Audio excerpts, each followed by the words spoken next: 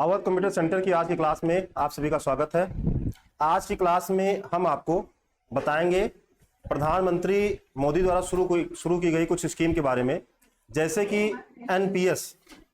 इसके बारे में एनपीएस के बारे में बताएंगे, पीपीएफ के बारे में बताएंगे, और साथ ही साथ मोबाइल बैंक आपके मोबाइल पर, ठीक है, बैंक आपके मोबाइल पर, जिसमें हम मोबाइल वॉलेट के बारे में बताएंगे। तो चलिए हम क्लास को शुरू करते हैं। यहां पीछे आप देख सकते हैं एनपीएस, जिसका पूरा नाम है नेशनल पेंशन सिस्टम। क्या है? National pension system. ये जो है पेंशन योजना है, राष्ट्रीय पेंशन योजना, एक स्वैच्छिक परिभाषित अंशदान पेंशन प्रणाली है। एनपीएस को पेंशन फंड नियामक और विकास प्राधिकरण पीएफआरडीए द्वारा प्रशासित और विनियमित किया जाता है। एनपीएस 18 से 60 आयु वर्ग के भारतीय नागरिक के लिए सबसे किफायती पेंशन योजना है। मतलब कोई भी व्यक्ति जो 18 से 60 साल के बीच में है, वो जो है इसके जो है पात्र है। जितना अधिक निवेश किया जाएगा, ठीक है, जितना अधिक निवेश किया गया धन, उतनी ही अधिक संचित पेंशन। मतलब जितना ज्यादा आप जमा करोगे, उतना ही ज्यादा आपको पेंशन बाद में मिलेगा। आपने देखा होगा कि सरकार जो है कुछ विभागों से पेंशन को खत्म कर दिया है, ठीक है, और इसी के लिए जो है लोग धरना भी दे रहे हैं, तमाम तरह की जो है वो चल रही है। तो उसने क्या किया है, उसने पेंशन को खत्म कर दिया और ये वाला सिस्टम लागू किया है, जिसको कर्मचारी लोग नहीं मान रहे हैं, ठीक है। तो इसमें होता क्या है, इसमें आपको जमा करना होता है। इसमें जो है आप 18 साल के हैं, मान लीजिए आप 500 रुपए जमा करना चाहते हैं, ठीक है, आप 1000 रुपए जमा करना चाहते हैं, 2000 जमा करना चाहते हैं, जितना भी आप जमा करना चाहें जमा कर सकते हो। 60 साल तक आपको कंटिन्यू जमा करते रहना है, ठीक है। और उसके बाद 60 साल जब पूरा हो जाएगा, फिर आप मान लीजिए रिटायर हो गए और आपको पेंशन मिलेगी। तो सरकार का कहना है कि आप सैलरी पा रहे हैं, तो सैलरी में से ही आप जो है इसको एनपीएस खाता खुलवा लीजिए और आप उसको जमा करते रहिए। जब आप एनपीएस अकाउंट खुलवाएंगे, ठीक है, यहाँ सीएससी, किसी भी सीएससी से आप इसको खुलवा सकते हैं, तो उसमें आपको जैसे पैन कार्ड मिलता है, आधार कार्ड प्लास्टिक में मिलता है, वैसे इसका भी कार्ड मिलता है। उसमें भी आपका नाम, जन्मतिथि, सब कुछ प्रिंट होकर वहां से आता है, कार्ड होता है, और वो एक अकाउंट नंबर भी मिलता है जिसमें आप इसका पैसा जमा करते हैं एनपीएस का। तो एनपीएस केंद्र सरकार के कर्मचारियों, राज्य सरकार के कर्मचारियों, कारपोरेट, व्यक्तिगत, असंगठित क्षेत्र के श्रमिकों, स्वावलंबन योजना पर लागू होता है। एनपीएस आपके भविष्य को सुरक्षित रखने और कर लाभ प्राप्त करने में भी मदद करता है, मतलब टैक्स बचाने में भी मदद करता है। अगर आपकी सैलरी ज्यादा है, ठीक है, जो सरकार का टैक्स स्लैब है फ्री वाला, उससे अगर आपका बाहर जा रहा है, ज्यादा आपका जो है वो है, तो आप क्या कर सकते हैं, एनपीएस खाता खुलवा सकते हैं। इसमें जो भी आपका पैसा जमा होगा वो टैक्स से बाहर होगा, उसमें टैक्स नहीं लगेगा। होता क्या है, टैक्स का मतलब क्या होता है, जैसे मान लो किसी का, सरकार ने मान लो एक स्लैब बना दिया है कि 3 लाख के ऊपर अगर आपकी इनकम है तो आपको टैक्स देना है, पूरे जितना भी पैसा है आपको 3 लाख का पूरा का टैक्स आपको देना होगा। अब 3 लाख से मान लो आपको 50,000 रुपये ज्यादा हो रहा है, 50,000 रुपये ज्यादा हो रहा है, तो अब उस 50,000 को, मतलब उसके अंदर आने के लिए, टैक्स स्लैब के अंदर आने के लिए आप क्या करोगे, 50,000 को ऐसी जगह खर्च करोगे जहां पे आपको टैक्स से बचत हो। जैसे एलआईसी वगैरह में जो जमा करते हैं वो भी जो है टैक्स से जो है बाहर होता है, ठीक है। आपने अगर अपने बच्चों की पढ़ाई में खर्च करना है तो उसका भी अगर आप जो है बिल वगैरह देते हैं, बिल वाउचर लगाते हैं, तो वहां से भी आपको बचत हो जाता है। आप इसको ले लेते हैं, एनपीएस खुलवा लेते हैं खाता, जितना जो है आपका बोल जा रहा है बाहर, मतलब फालतू हो रहा है, उसको आप इसमें जो है जमा कर सकते हो, तो भी टैक्स से बच जाएंगे। साथ ही साथ अभी एक योजना और है, पीपीएफ है। क्या है? पीपीएफ। तो उसमें भी पैसा जब हम जमा करेंगे तो वो भी टैक्स से बाहर होगा। तो टैक्स बचाने का कई सारा तरीका है, और कुछ लोग जो है इसी वजह से जो है पैसा जमा करते हैं। कुछ लोग को जरूरत के हिसाब से, मतलब 60 साल के बाद जरूरत पड़ेगी, और कुछ लोग टैक्स, जिसका ज्यादा पैसा होता है वो टैक्स बचाने के लिए जो है इसमें पैसा जमा करते हैं। तो एनपीएस आपके भविष्य को सुरक्षित रखने और कर लाभ प्राप्त करने में मदद करता है। राष्ट्रीय पेंशन प्रणाली के घटक हैं पीओपी, पॉइंट ऑफ प्रेजेंस। तो पीओपी अधिकृत शाखाएं, जिन्हें point of presence service provider कहा जाता है, संग्रह बिंदुओं के रूप में कार्य करती है। मतलब आपका खाता खुल गया तो आपका जो जमा करना होगा वो जो है उसको एकत्र करेंगी, और एनपीएस ग्राहकों को कई ग्राहक सेवाएं प्रदान करती हैं। Central record keeping agency CRA, ये एनपीएस के सभी ग्राहकों के लिए रिकॉर्ड कीपिंग, प्रशासन और ग्राहक सेवा कार्य प्रदान करता है। पेंशन फंड यानी पेंशन फंड मैनेजर, इनका क्या काम है? पीएफआरडीए द्वारा नियुक्त 6 पेंशन फंड पीएफ एनपीएस के तहत आपकी सेवानिवृत्ति के बचत का प्रबंधन करेंगे। ट्रस्टी बैंक, एनपीएस के तहत नियुक्त ट्रस्टी बैंक एनपीएस सिस्टम के विभिन्न संस्थाओं में फंड ट्रांसफर की सुविधा प्रदान करेगा।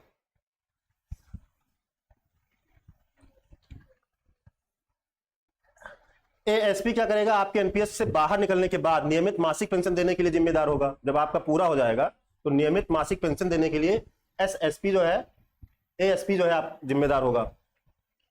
एनपीएस ट्रस्ट क्या करेंगे? भारतीय ट्रस्ट अधिनियम 1882 के तहत नियुक्त एक ट्रस्ट ग्राहकों के सर्वोत्तम हित में एनपीएस के तहत फंड की जो है देखभाल करने के लिए जिम्मेदार है। पीएफआरडीए, इसका पूरा नाम अक्सर पूछा जाता है, pension fund regulatory and development authority. इनका क्या काम है? भारत में पेंशन बाजार को विकसित और विनियमित करने के लिए भारत सरकार द्वारा स्थापित एक स्वायत्त ये निकाय है।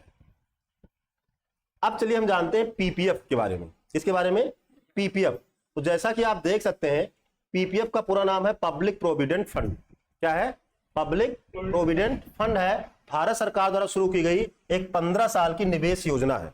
भारत सरकार द्वारा शुरू की गई 15 साल की निवेश योजना है, जो कर छूट वाले निवेश का आनंद लेने के लिए शुरू की गई है। टैक्स बचाने के लिए जो है इसका जो है शुरुआत किया गया। इसे 1968 में वित्त मंत्रालय के राष्ट्रीय बचत संस्थान द्वारा पेश किया गया था। कब शुरू किया गया था? 1968 में। 1968 में वित्त मंत्रालय के राष्ट्रीय बचत संस्थान द्वारा पेश किया गया था। न्यूनतम वार्षिक जमा जो है इसमें 500 रुपए है। कितना जमा कर सकते हैं? न्यूनतम 500 रुपए जमा कर सकते हैं और ये 7.9% ब्याज प्रदान करता है। 7.9% ब्याज प्रदान करता है। पीपीएफ खाते में लोन की भी सुविधा उपलब्ध है। मान लीजिए आपने इसमें पैसा जमा किया है और आपको भविष्य में जरूरत पड़ जाती है लोन की, आपको जो है कर्ज की जरूरत पड़ती है, तो उस पीपीएफ पर आप लोन भी प्राप्त कर सकते हैं। अब थोड़ा सा इसके बारे में और बताएं। देखो, आपने देखा होगा जो सरकारी सर्विस करते हैं, ठीक है, और जिनकी ज्यादा सैलरी होती है उनके बारे में आप सुनते होंगे कि वो जो है 40 लाख लेकर रिटायर हुए हैं, 50 लाख लेकर रिटायर हुए। सुने कि नहीं सुने? तो वो जो इतना लेकर रिटायर होते हैं वो सरकार नहीं देती है। वो क्या करते हैं? अपने सैलरी का ही पैसा जो है, जैसे ज्यादा पैसा आ ही रहा है उनके पास, तो ज्यादा पैसा आएगा तो खर्च भी हो जाएगा, तो वो क्या करते हैं, और टैक्स भी लगेगा। अगर ज्यादा सैलरी जो है लेंगे, ठीक है, तो उस पर टैक्स भी तो लग जाएगा। तो वो क्या करते हैं? अपने सैलरी का कुछ हिस्सा मतलब उसमें कटाते रहते हैं। तो वही पैसा जो है क्या होता है? इकट्ठा होता है, ब्याज भी मिलता है, ठीक है। और मान लीजिए 15 साल का है, कोई अपने सैलरी से, मान लो किसी की 50,000 रुपये सैलरी है, ठीक है, और वो 10,000 रुपये जमा कर रहा है, तो हर महीना जमा कर रहा है। एक साल में कितना हो गया?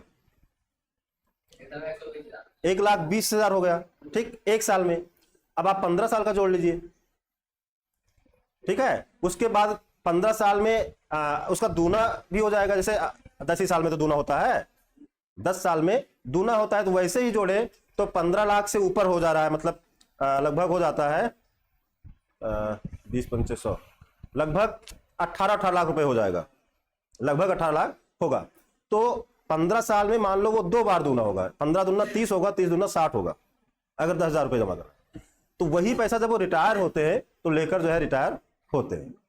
तो इसको जो है 15 साल के लिए है और बाद में इसको बढ़ाया भी जा सकता है। तो इसमें जो भी पैसा जाएगा आपका, अच्छा बहुत लोग क्या करते हैं, बहुत लोग और भी ज्यादा दिक्कत होती है तो बीमारी का बहाना बनाते हैं, बीमारी का जो है लगाते हैं, मेडिकल लगाते हैं कि यहां पे हमारा इतना पैसा खर्च हो गया, फर्जी बिल वाउचर बनवाते हैं, ठीक है, कि मतलब हमारा टैक्स ना लगे। टैक्स से बचने के लिए लोग बहुत सारे उपाय करते हैं।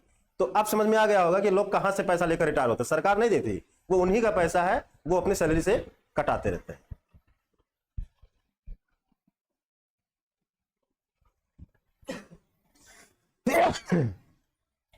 अब है bank on your mobile. Bank on your mobile, तो मोबाइल दिन प्रतिदिन की गतिविधियों में एक प्रमुख भूमिका निभाता है। हम मोबाइल के माध्यम से बैंक द्वारा प्रदान की जाने वाली सेवाओं तक पहुंच सकते हैं। आजकल मोबाइल ही सब कुछ है। मोबाइल के द्वारा आप बैंक की सारी सर्विसेज को जो है आप यूज करते हैं। तो यहां पे आपको बताया गया है कि मोबाइल बैंकिंग ग्राहकों के काम को आसान बनाने के लिए सभी बैंकों द्वारा प्रदान की जाने वाली सुविधा है। मोबाइल ऐप का उपयोग करके हम निम्नलिखित गतिविधियां कर सकते हैं। अपने खाते से दूसरे खाते में धनराशि भेज सकते हैं, अपने बैंक खाते के विवरण को सत्यापित कर सकते हैं, यूटिलिटी और क्रेडिट कार्ड बिल का भुगतान कर सकते हैं, सावधि जमा खाता खोलना, नवीनीकरण कर सकते हैं। जो हम नेट बैंकिंग के माध्यम से करते हैं वही काम हम मोबाइल बैंकिंग के माध्यम से कर सकते हैं। प्रीपेड मोबाइल डीटीएच रिचार्ज कर सकते हैं। प्रीपेड और पोस्टपेड समझ में आता है सबको कि नहीं?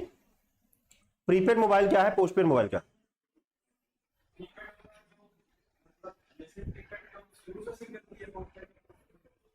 प्रीपेड का मतलब हुआ कि हम पहले रिचार्ज करते हैं, ठीक है, जितना बैलेंस होगा उतने का बात कर पाते हैं। प्रीपेड का मतलब क्या हुआ, पहले हम पैसा जमा करते हैं, रिचार्ज करते हैं, उसके बाद जितना हमारा पैसा जमा होगा, आप तो मान लो अनलिमिटेड आता है, पहले जो है रिचार्ज करना पड़ता था, जितने का रिचार्ज होता उतना मिनट या जो है इस तरह से बात होती थी। तो जितना पहले आप जमा कर देते हैं फिर आप बात करते हैं। और पोस्टपेड का मतलब होता है कि पहले हम बात कर लेंगे, हमारा लास्ट में बिल बनेगा, 1 महीना पूरा होने के बाद हमारा बिल बनता है, तो वो पोस्टपेड है। क्रेडिट कार्ड और डेबिट कार्ड क्या है? क्रेडिट कार्ड से क्वेश्चन पूछा जाता है कि क्रेडिट कार्ड या डेबिट कार्ड में कितने अंक होते हैं? 16 अंक होते हैं। क्रेडिट कार्ड नंबर कितने अंक का होता है? 16 अंक का। डेबिट कार्ड जो होता है वो 16 अंक का होता है।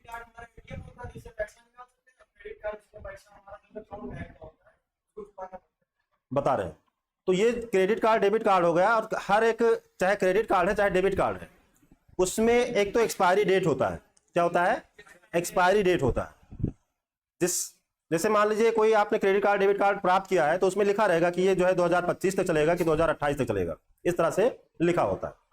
हम कोई ट्रांजेक्शन वगैरह करते हैं तो वहां पे जो है कार्ड नंबर, साथ साथ एक्सपायरी डेट और सीवीवी पूछा जाता है। सीवीवी का पूरा नाम कार्ड वेरिफिकेशन वैल्यू होता है। क्या होता है? Card verification value.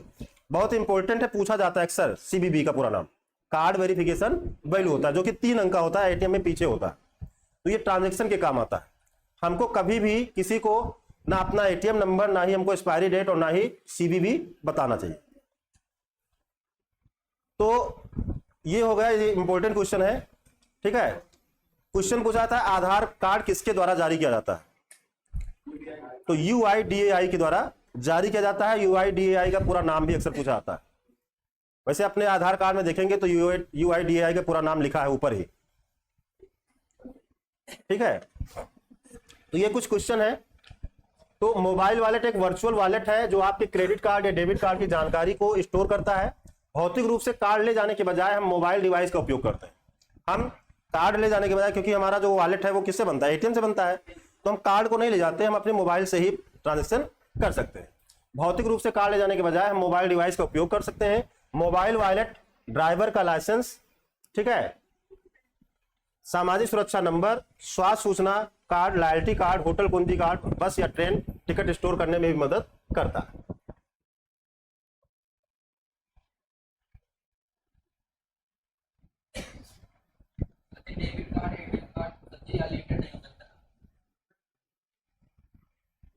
क्या हुआ? अब देखो क्रेडिट कार्ड और डेबिट कार्ड क्या है। डेबिट कार्ड में क्या होता है? जो आपके खाते में पैसा जमा है उस पैसे को निकाल सकते हो डेबिट कार्ड में। डेबिट कार्ड में क्या होता है? जो आपके खाते में पैसा है, मान लीजिए आप बैंक जाके नहीं निकालना चाहते हैं, तो उस पैसे को, अगर आपके खाते में 10,000 रुपए है तो वो 10,000 रुपए एटीएम के माध्यम से निकाल सकते हो। जो आपके खाते में बैलेंस होगा उतना निकाल सकते हो। क्रेडिट कार्ड क्या है? क्रेडिट कार्ड जो है बैंक द्वारा आपको क्रेडिट कार्ड जारी किया जाता है और उसमें आपको एक लिमिट दिया जाता है कि आप बिना पैसे, मतलब क्रेडिट कार्ड का मतलब है कि आपके बैंक में पैसा नहीं है, उससे बैंक से मतलब भी नहीं है, वो आपको एक अलग कार्ड दिया जाता है, क्रेडिट जारी किया जाता है आपको। तो मान लीजिए आपको 50,000 का दे दिया गया, ठीक, 50,000 का क्रेडिट आपको जारी किया गया है उस कार्ड पे, तो आप क्या कर सकते हैं? आपके खाते में पैसा नहीं है, आपके खाते में पैसा नहीं है, खाते से कोई मतलब भी नहीं है इसका, ठीक है, वो एक अलग आपको दिया गया वॉलेट समझ लीजिए। तो आप 50,000 रुपए की शॉपिंग कर सकते हो।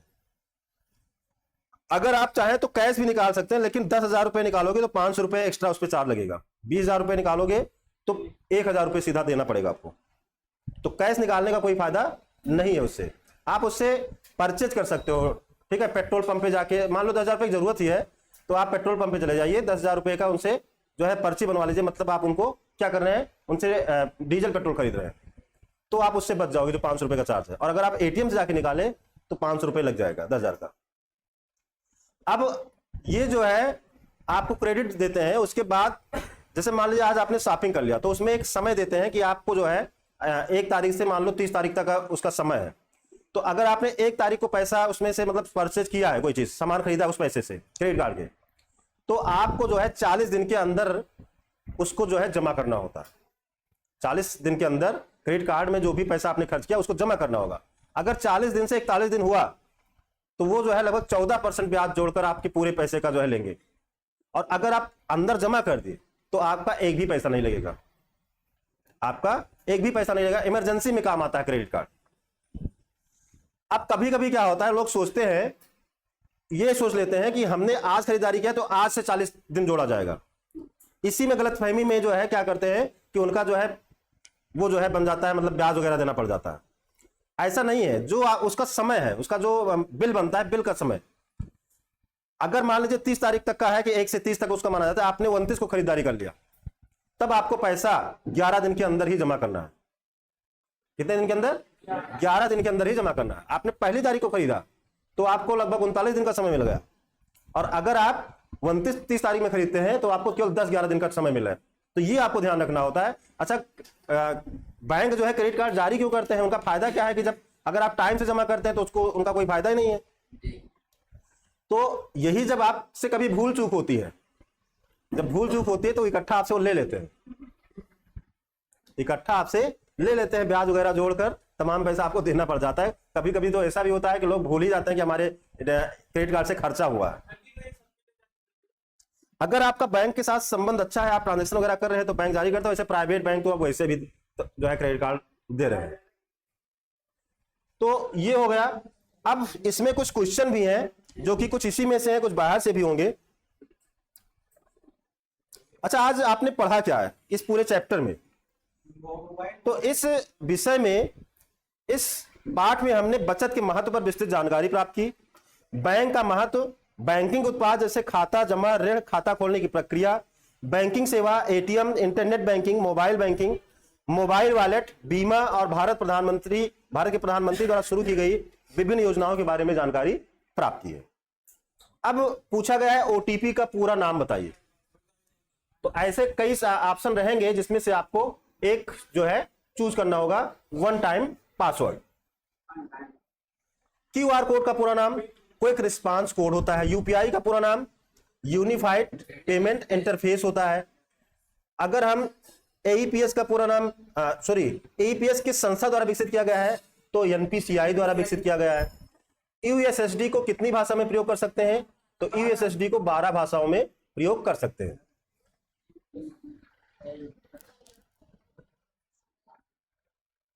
एईपीएस का पूरा नाम आधार इनेबल पेमेंट सिस्टम होता है। यूएसएसडी का पूरा नाम भी पूछा जाता है, ये आपका होमवर्क है, समझ लीजिए, आप लोग इसको खुद से नोट करिएगा। यूएसएसडी, हाँ, यूएसएसडी का पूरा नाम आप लोग खुद से जानेंगे। एईपीएस के माध्यम से हम कितनी सेवाओं का लाभ उठा सकते हैं? 6 सेवा का लाभ उठा सकते हैं। ईएफटी का पूरा नाम क्या है? इलेक्ट्रॉनिक फंड ट्रांसफर है। एनपीसीआई का पूरा नाम क्या है?